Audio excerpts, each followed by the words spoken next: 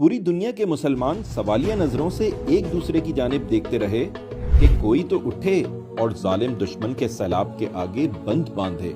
यहाँ तक कि मुसलमानों ने ये तक सोचना शुरू कर दिया कि अब तो कोई मोजज़ा ही हमें तबाही से बचा सकता है।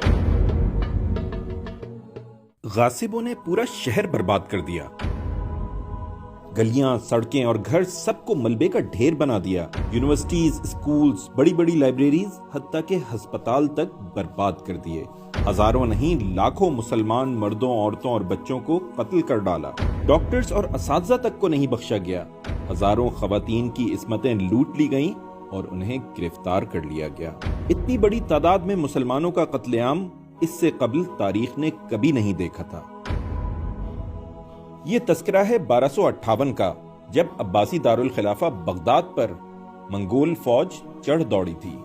मंगोलों का एक ना रुकने वाला सैलाब था जो न सिर्फ बगदाद में अब्बासी खिलाफत को तबाह कर चुका था, बल्कि शाम में अय्यूबी सल्तनत को भी इसके बेशतर इलाकों से महरूम कर चुका था। पूरी दुनिया के मुसलमान सवालिया नजरों से एक दूसरे की जानिब देखते रहे कि कोई तो उठे और जालिम दुश्मन के सैलाब के आगे बंद बांधे। यहाँ तक कि मुसलमानों ने ये तक सोचना शुरू कर दिया कि अब तो कोई मोजज़ा ही हमें तबाही से बचा सकता है। इसी असना में मंगोलों ने इक़्तिदार के नशे में मस्त होकर मिस्र में ममलूक सल्तनत से ताबेदारी कबूल करने और खराज का मुतालबा कर डाला।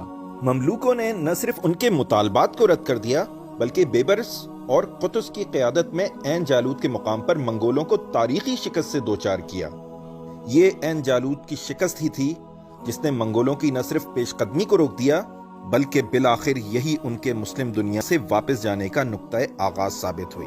कौन कह सकता था कि सदियों पुरानी अजीमुशान अब्बासी सल्तनत को ताराज करने वाले मंगोलों का रास्ता निस्बतन नई रियासत और कल के गुलाम मिस्री ममलूक रोकेंगे और उन्हें बिलाखिर मुस्लिम इलाकों से निकाल बाहर करेंगे।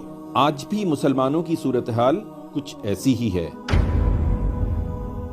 नजरें एक दूसरे की जानिब हैं। जरूरी नहीं कि मुसलमानों की बड़ी बड़ी रियासतें ही गासिब सहयूनों का हाथ रोकने में अपना किरदार अदा करें।